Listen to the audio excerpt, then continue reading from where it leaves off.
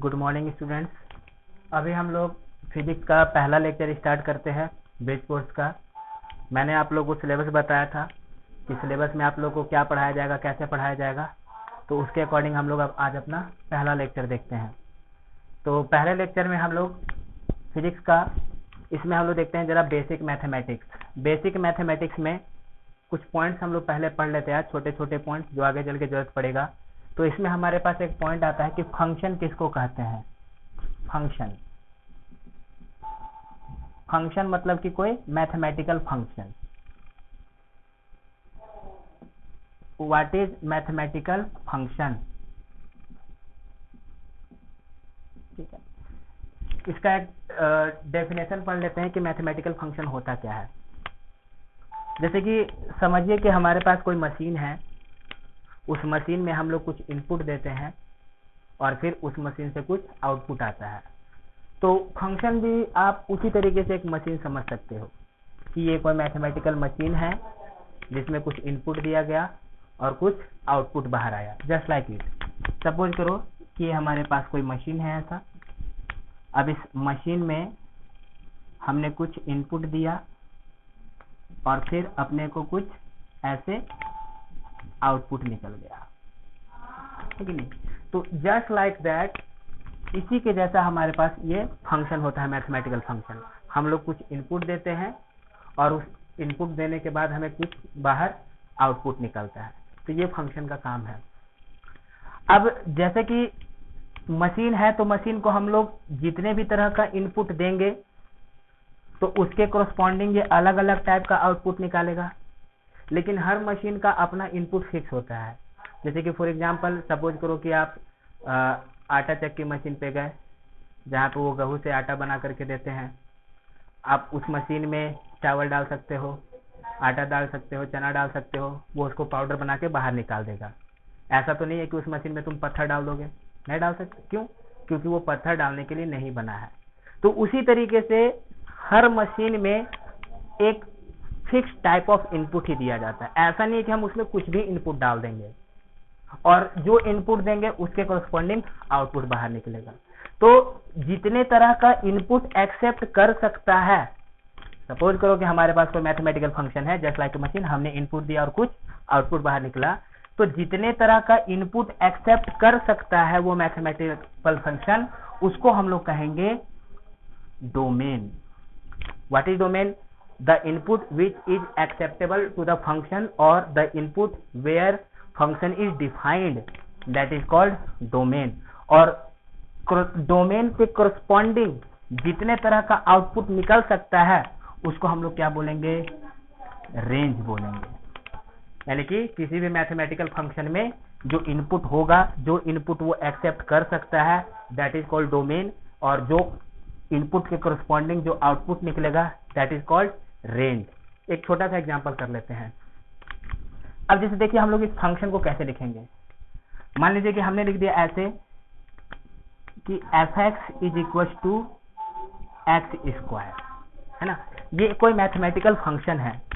इस फंक्शन को f(x) is equal to x square, इसका मतलब क्या हो रहा है कि इस फंक्शन का नाम f है और इनपुट इसको x दिया गया है। अगर हमने ऐसे लिखा f(x) is equal to x square means इसको पढ़ेंगे कैसे? f is a function of x, f is a function of x which is defined as x square.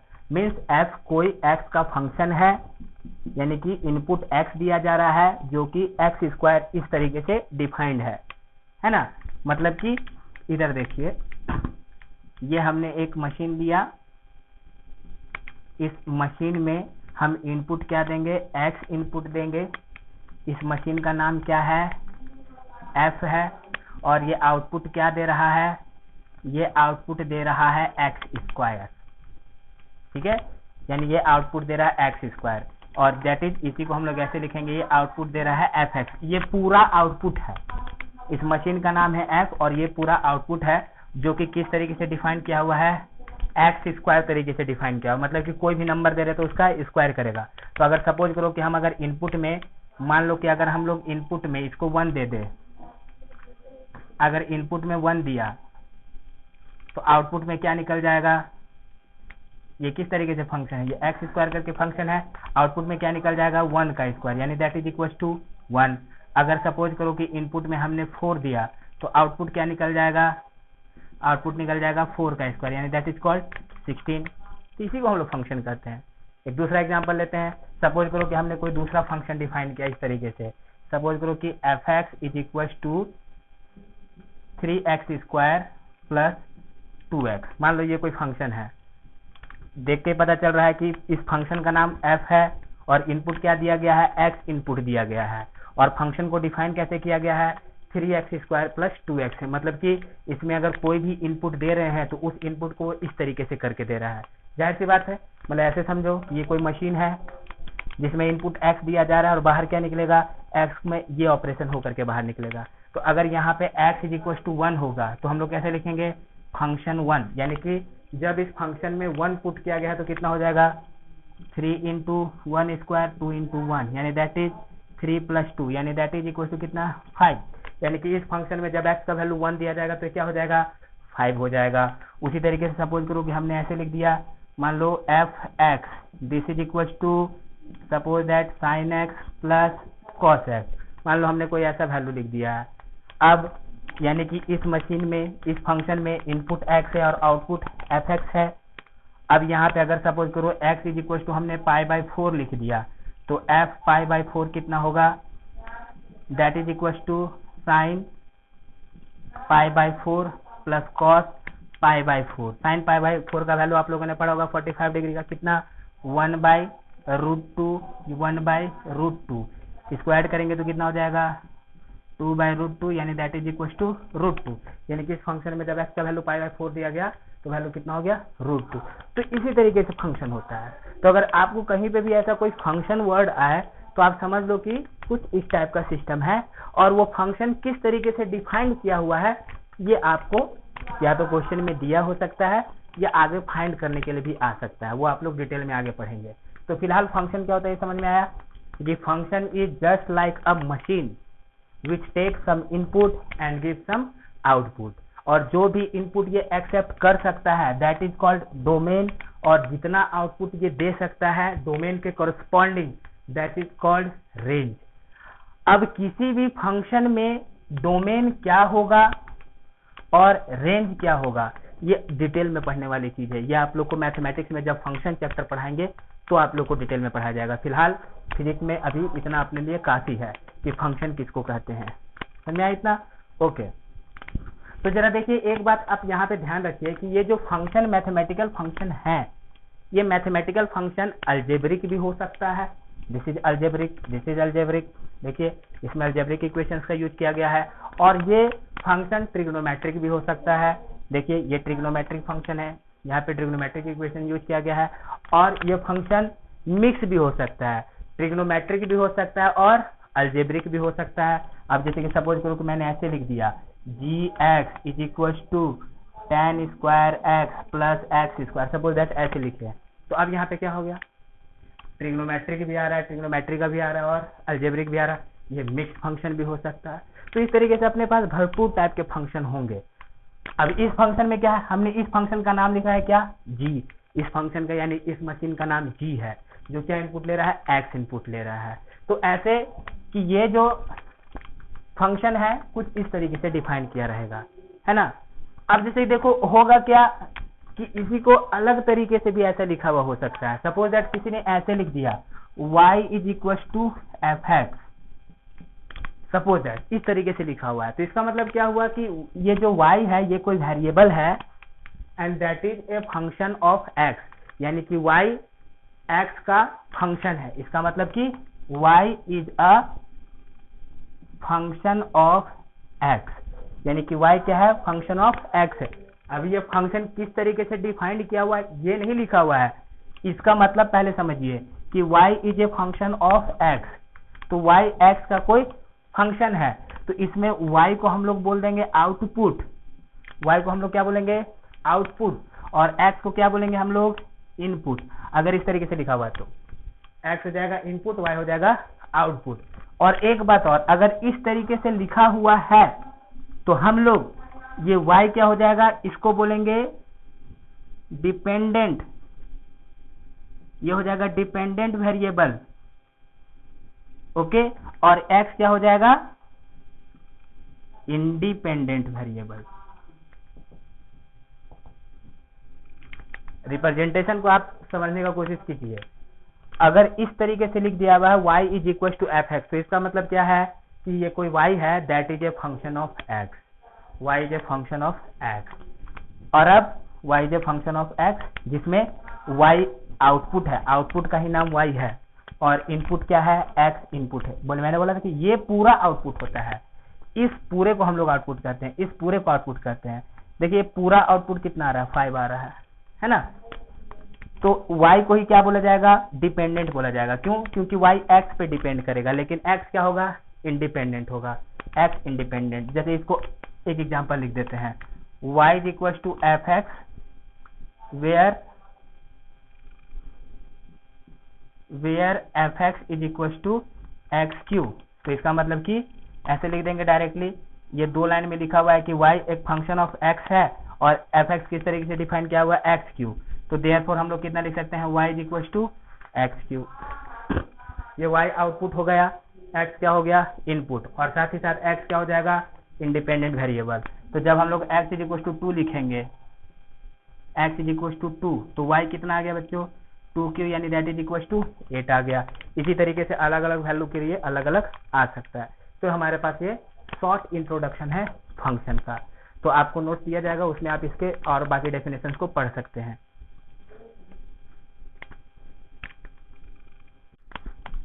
Suppose कीजिए हमारे पास कोई फंक्शन है, मान लो y is equal to f x. इस मान लेते हैं कि y कोई x का फंक्शन है। अब ये कैसा फंक्शन है ये डिफाइन नहीं किया हुआ है, जैसा जरूरत होगा उसके अकॉर्डिंग इसको डिफाइन कर सकते हैं, या फिर अभी इतना मान करके चलो कि y कोई x में फंक्शन है। सपोज दैट, मान लो हम फंक्शन को डिफाइन कर दिया कि मान लो कि ये इस तरीके से दिया हुआ है एक्स स्क्वायर, ठीक है, y is a function of x which is defined as x square. तो यानी इसी को हम लोग लिख सकते हैं y is equal to x square, मतलब यही है, ठीक है। तो अब जरा ध्यान दीजिए यहाँ पे कि जब x में चेंज होगा तो y में भी चेंज होगा, है कि नहीं। अब जैसे कि सपोज करो कि x इज इक्वल टू 1 है तो y कितना है, 1। और जब सपोज करो कि x इज इक्वल टू 2 है तो y कितना आ गया, y आ गया यहाँ से 4। देखिए जब x चेंज हो गया है तो y भी चेंज हो गया है, ठीक। तो डेल्टा x का मतलब क्या होगा, जब हम लोग रिप्रेजेंट करेंगे तो जैसे कि अगर ये डेल्टा इस टाइप में सिंबल बना करके आया तो इसका मतलब हम लोग समझेंगे कि चेंज हो रहा है ना। तो डेल्टा x का मतलब क्या हुआ, ये हुआ चेंज इन x।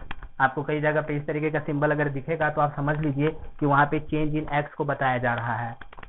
उसी तरीके से अगर डेल्टा y आया तो क्या हम लोग इसको बोलेंगे, चेंज इन y, है ना, change in x and change in y, इसको बोलेंगे।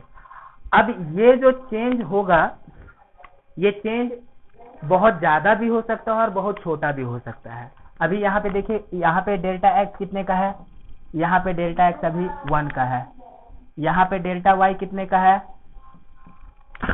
यहाँ पे डेल्टा y 3 का है ना। तो ये डेल्टा x ज्यादा भी हो सकता है और डेल्टा x छोटा भी हो सकता है। तो जनरली डेल्टा x हम लोग जब लेते हैं तो इसका मतलब कि बड़े चेंज के लिए लेते हैं, बड़े चेंज के लिए ही डेल्टा इस्तेमाल किया जाता है। स्मॉल चेंज यानी कि वेरी वेरी स्मॉल चेंज के लिए अलग रिप्रेजेंटेशन है, वो मैं आपको बताऊंगा थोड़ी देर में। तो delta x by delta y, ये delta x change in x, delta y change in y। Delta का मतलब क्या हो जाएगा, इस तरीके से जब हम लोग पढ़ेंगे आगे फंक्शन में तो उसका मतलब चेंज हुआ। तो एक बात आपको ध्यान ये रखना है कि जब कभी भी मैं चेंज वर्ड बोलूंगा या फिजिक्स में जब कभी भी चेंज आया तो चेंज का मतलब होगा final value minus initial value. Change word जब भी आएगा तो आप ये बात ध्यान में रखेंगे कि final value minus initial value ही चेंज कहलाएगा, चाहे वो पॉजिटिव आए या फिर नेगेटिव आए, आइदर पॉजिटिव और नेगेटिव। डिफरेंस नहीं निकालना है, डिफरेंस नहीं निकालना है, फाइनल माइनस इनिशियल करना है। अब जैसे कि देखिए, सपोज करो कि मान लो कि मैंने x1 लिख दिया जब x का वैल्यू 1 था और x का वैल्यू 2 था, तो यहाँ पे चेंज कितने का आया, फाइनल माइनस इनिशियल। पहले 1 था बाद में 2 लिया तो कितना हुआ, 2 माइनस 1, 1 आ गया। अब जरा सपोज करो कि यहाँ पे हमने x का वैल्यू 4 लिख दिया होता है तो y कितना आ जाता, y आ जाता यहाँ से 16, है ना। और सपोज करो कि जब x का वैल्यू हम लोग 3 लिख देते तो y कितना आ जाता, 9। ये मान लो कि पहली बार में और ये दूसरी बार में, तो डेल्टा x कितना, final minus initial. Final minus initial मतलब कि जो बाद में हुआ है वो, और इनिशियल जो पहले था वो, है ना। ये बाद वाला और ये इनिशियल पहले वाला, तो कितना है, डेल्टा x कितना हो जाएगा, 3 माइनस 4, यानी दिस इज इक्वल टू -1। अगर आंसर माइनस में आ रहा है तो उसको माइनस में रहने देंगे, माइनस का भी मीनिंग होता है यहाँ पे, ऐसा नहीं कि केवल वैल्यू निकाल दिया। ओके, तो और डेल्टा y कितना आ जाएगा, डेल्टा y आ जाएगा फाइनल माइनस इनिशियल, यानी फाइनल कितना है, 9 minus 16, this is equal to कितना, -7। ओके, तो ये हम लोग चेंज बताएंगे आगे जब भी फंक्शन में इस तरीके से होगा तो अभी जरा देखिए, delta x by delta y, this is change in x, this is change in y, and y is a function of x। मान लो कि y is a function of x, delta x क्या होगा, change in x, delta y क्या, change in, let इसको मान लेते हैं कि let change in y, then यानी कि y को हम लोग ऐसे लिख देते हैं, y is equal to fx, then delta y by delta x। ये क्या हो रहा है कि change in output upon change in input, यही है ना, y is a function of x, तो ये y आउटपुट है, ये y क्या है, आउटपुट है, और x क्या है, x ये क्या है, इनपुट है। तो delta y by delta x ये क्या आ रहा है, ये आ रहा है change in output upon change in input, ये आ रहा है। तो यही जो होता है कि change in output upon change in input, इसी को क्या बोला जाता है, इसको बोलते हैं हम लोग रेट ऑफ चेंज। यही चीज क्या कहलाता है, इसी चीज को हम लोग कहते हैं rate of change. Rate of change का मतलब समझ में आया कि हमारे पास कोई फंक्शन है, सपोज दैट हम इस तरीके से ले लेते हैं, y is equal to f x and let x is defined as x square, यानी that is y is equal to x square. x में चेंज करेंगे तो y में चेंज होगा, है ना, डेल्टा का मतलब चेंज हुआ, तो x में चेंज करेंगे तो y में चेंज होगा, तो delta y by delta x that is called क्या, rate of change of y with respect to x, rate of change of y with respect to x, इसको हम लोग रेट ऑफ चेंज बोलेंगे।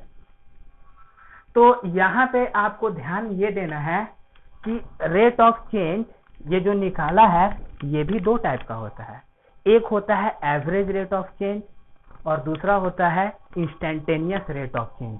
दो type का हम लोग रेट ऑफ चेंज पढ़ेंगे। ओके, फर्स्ट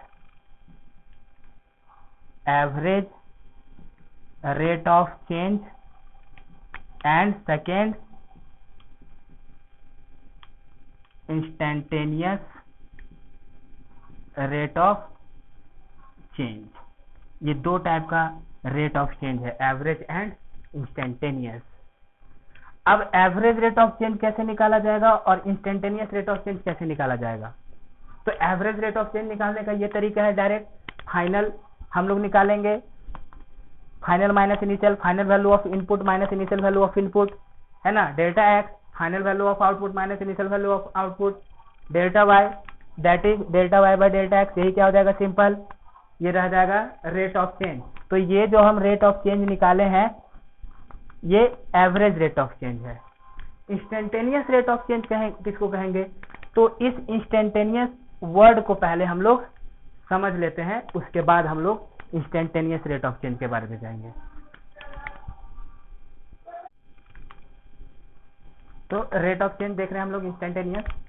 वाई जे एफ एक्स, वाई जे फंक्शन ऑफ एक्स, वाई को आउटपुट बोलेंगे, एक्स को इनपुट बोलेंगे, delta x change in input, delta y change in output, and rate of change क्या, change in output upon change in input. तो मैंने आपको क्या बताया कि दो टाइप का रेट ऑफ चेंज, एक इंस्टेंटेनियस रेट ऑफ चेंज और एक एवरेज रेट ऑफ चेंज, है ना। तो अब जैसे कि सपोज करिए कि हम रेट ऑफ चेंज निकाल रहे हैं, सपोज करो कि हमने ऐसे निकाल दिया delta y by delta x, delta y by delta x, ये हम लोग का रेट ऑफ चेंज। अभी मैंने आपको इससे पहले बताया कि जो चेंज हो सकता है ये बहुत ही स्मॉल हो सकता है और ज्यादा भी हो सकता है ना। तो अगर सपोज करो कि ऐसा लिखा हुआ है लिमिट डेल्टा एक्स, यानी कि ऐसे डेल्टा एक्स टेंड्स टू 0, इसका मतलब क्या हुआ, delta x tends to 0। Delta x 0 नहीं है लेकिन डेल्टा एक्स 0 की तरफ जा रहा है। मीन जैसे कि सपोज कीजिए कि मैंने x का वैल्यू ले लिया, सपोज दैट मान लो x का वैल्यू ले लिया 4, सपोज दैट, और x1 हम 4 लेते हैं, और मान लो x2 ले लेते हैं 4.000000009, है ना। तो डेल्टा x निकालेंगे तो कितना जाएगा बताइए, डेल्टा x निकाल देंगे तो इसमें से इसको माइनस करेंगे तो कितना बचेगा, 0.000000009। ये कितना है, ये बहुत ही छोटा है कि नहीं। तो हम लोग इसको बोल सकते हैं, कि डेल्टा x टेंड्स टू 0, मतलब कि डेल्टा x टेंड्स टू 0, यानी कि 0 होना चाह रहा है लेकिन 0 नहीं है, ये बहुत ही 0 के बहुत ही क्लोज है लेकिन एग्जैक्टली 0 नहीं है। इसका मतलब ये होता है tends to 0 but it is not exactly 0। Okay, अब सपोज दैट हम यहाँ पे सपोज करो कि हम x1 ले लेते हैं 6 और x2 ले लेते हैं 8, तो डेल्टा x कितना आ जाएगा, ये डेल्टा x2 आ जाएगा। यहाँ पे डेल्टा x टेंड्स टू 0 नहीं बोल सकते, लेकिन यहाँ पे डेल्टा x टेंड्स टू 0 बोला जा सकता है। तो मैं वही बता रहा था कि चेंज इन इनपुट बहुत छोटा भी हो सकता है और चेंज इन इनपुट क्या होगा, ज्यादा भी हो सकता है ना। तो if delta x tends to 0, if delta x tends to 0, अगर चेंज इन इनपुट बहुत कम होगा, बहुत छोटा होगा, then change delta y will also tends to 0। अगर चेंज इन इनपुट बहुत कम होगा तो चेंज इन आउटपुट भी क्या आएगा, बहुत कम आएगा, ठीक। लेकिन जब डेल्टा x ज्यादा होगा तो भी डेल्टा y क्या आएगा, ज्यादा आएगा। यहाँ पे डेल्टा y टेंड्स टू 0, यहाँ पे डेल्टा y टेंड्स टू 0 नहीं हो सकता, क्योंकि डेल्टा x एक बड़ा वैल्यू है, बहुत छोटा नहीं है। अगर बहुत छोटा रहता तो डेल्टा y 0 की तरफ जा सकता था। तो वही चीज है, अगर डेल्टा x टेंड्स टू 0 है तो डेल्टा y भी क्या हो जाएगा, tends to 0, then delta y by delta x। तो हम लोग इस delta y by delta x, इस रेट ऑफ चेंज को हम लोग लिख देते हैं this is equal to dy by dx। Delta y by delta x is nearly equal to कितना, dy बाई dx। और ये dy बाई dx क्या कहलाएगा, इंस्टेंटेनियस रेट ऑफ चेंज। इसी को हम लोग क्या बोलेंगे, इंस्टेंटेनियस रेट ऑफ चेंज।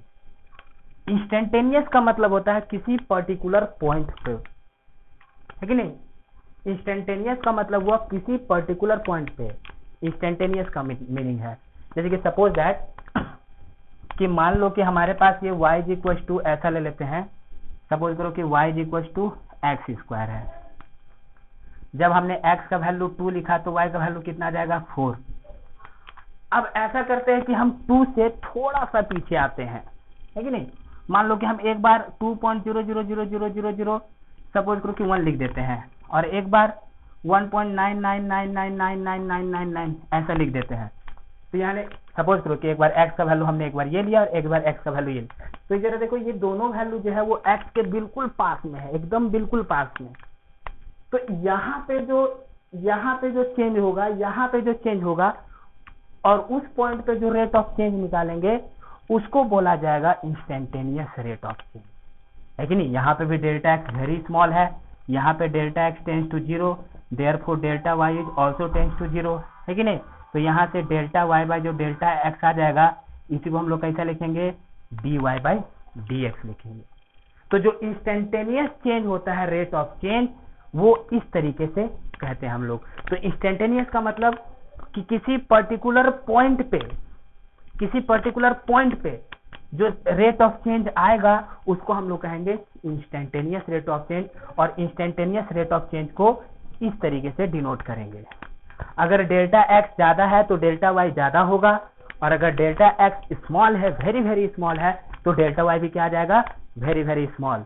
तो for very very small change in input, उस टाइम पे जो हम लोग रेट ऑफ चेंज निकालते हैं उसको कहते हैं इंस्टेंटेनियस रेट ऑफ चेंज। और जब चेंज इन इनपुट स्मॉल नहीं है तो उस टाइम पे जो हम लोग रेट ऑफ चेंज निकालेंगे वो क्या कहलाएगा, एवरेज रेट ऑफ चेंज, है ना।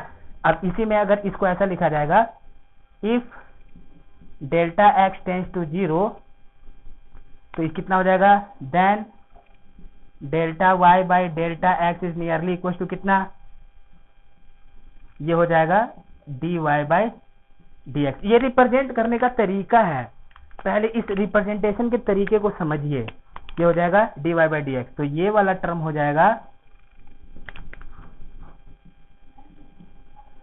Instantaneous rate of change of y with respect to x, और इसको हम लोग क्या बोलेंगे, इसको बोलेंगे average rate of change of y with respect to x। तो दो टाइप का रेट ऑफ चेंज, एक एवरेज रेट ऑफ चेंज और एक instantaneous rate of change. Instantaneous rate of change का मतलब क्या, कि जब हम लोग किसी पर्टिकुलर पॉइंट पे चेंज की बात कर रहे हैं, कि जैसे कि यहाँ पे 2 है, हम 2 से थोड़ा सा आगे गए, थोड़ा सा पीछे गए, तो y में भी थोड़ा सा का चेंज होगा, तो उस टाइम पे जो रेट ऑफ चेंज निकला वो इंस्टेंटेनियस रेट ऑफ चेंज कहलाएगा। और जब रेट चेंज इन इनपुट ज्यादा है, चेंज इन आउटपुट ज्यादा आएगा, उस टाइम पे जो रेट ऑफ चेंज निकालेंगे वो क्या कहलाएगा, एवरेज रेट ऑफ चेंज कहलाएगा। तो ये हमारे पास चेंज इन रेट का हो गया मतलब। तो ये जो इंस्टेंटेनियस रेट ऑफ चेंज है, इसको फाइंड करने का एक शॉर्टकट मेथड होता है जिसको हम लोग डिफरेंशिएशन कहते हैं, यानी कि डिफरेंशिएशन और डेरिवेटिव। तो इंस्टेंटेनियस रेट ऑफ चेंज को हम लोग फाइंड करने के लिए डेरिवेटिव वर्ड पढ़ेंगे, डेरिवेटिव कॉन्सेप्ट के बारे में सीखेंगे। देखिए बच्चों, आप लोगों ने ये रेट ऑफ चेंज वर्ड सुना हुआ है, आप 9th क्लास में या 10th क्लास में आपने ये रेट ऑफ चेंज सुना हुआ है। कहाँ पे सुना हुआ है, मैं आपको बताता हूँ। जैसे कि आप लोगों ने पढ़ा होगा, फिजिक्स में पढ़ा होगा 9th या 10th में, वेलोसिटी, है ना। वेलोसिटी के डेफिनेशन में आप लोगों ने क्या पढ़ा होगा, कि velocity it is the rate of change of displacement with respect to time. And आपने ये भी पढ़ा होगा एक्सेलरेशन। एक्सेलरेशन क्या, it is the rate of change of velocity with respect to क्या, टाइम। ऐसे अपने पास पढ़ा होगा आपने एक्सेलरेशन और वेलोसिटी के बारे में। तो यही रेट ऑफ चेंज आया यहाँ पे वर्ड। तो ये रेट ऑफ चेंज फाइंड कैसे करेंगे, तो यहाँ पे भी ये रेट ऑफ चेंज कितने टाइप का हो सकता है, 2 टाइप का, एक एवरेज और एक इंस्टेंटेनियस। तो ये जो डेफिनेशन है वेलोसिटी एंड एक्सेलरेशन कि it is the rate of change of displacement with respect to time, तो यहाँ पे भी 2 तरीके का आपको वेलोसिटी पूछा जाएगा। एक पूछा जाएगा इंस्टेंटेनियस वेलोसिटी और एक एवरेज वेलोसिटी। तो जब हम लोग इंस्टेंटेनियस वेलोसिटी की बात करेंगे तो रेट ऑफ चेंज कैसा होना चाहिए, इंस्टेंटेनियस रेट ऑफ चेंज होना चाहिए। और जब इंस्टेंटेनियस वेलोसिटी की बात करेंगे तो रेट ऑफ चेंज कैसा, इंस्टेंटेनियस रेट ऑफ चेंज। और अगर एवरेज वेलोसिटी की बात करेंगे तो एवरेज रेट ऑफ चेंज, है ना। तो ये रेट ऑफ चेंज कहलाता है, change in output upon change in input. यानी या फिर सपोज करो कि हमारे पास ऐसे लिख दिया, मान लो कि हम ऐसे लिखते हैं v is equal to 2t²। तो इससे क्या पता चल रहा है कि velocity is a function of time. Velocity क्या है, टाइम का फंक्शन है। किस तरीके से डिफाइन किया हुआ है, इस तरीके से डिफाइन किया हुआ है, यानी कि velocity is a function of time which is defined as, this function is defined as 2t², है ना, यानी कि इस तरीके से डिफाइन किया हुआ है। तो ये भी है। तो यहाँ पे अब हम लोग को एक्सेलरेशन निकालना है या कुछ और वैल्यू फाइंड करना है, तो रेट ऑफ चेंज का वर्ड हमें सीखना पड़ेगा। तो ये रेट ऑफ चेंज होता है, आप लोग इसको नोट में लिख लीजिए।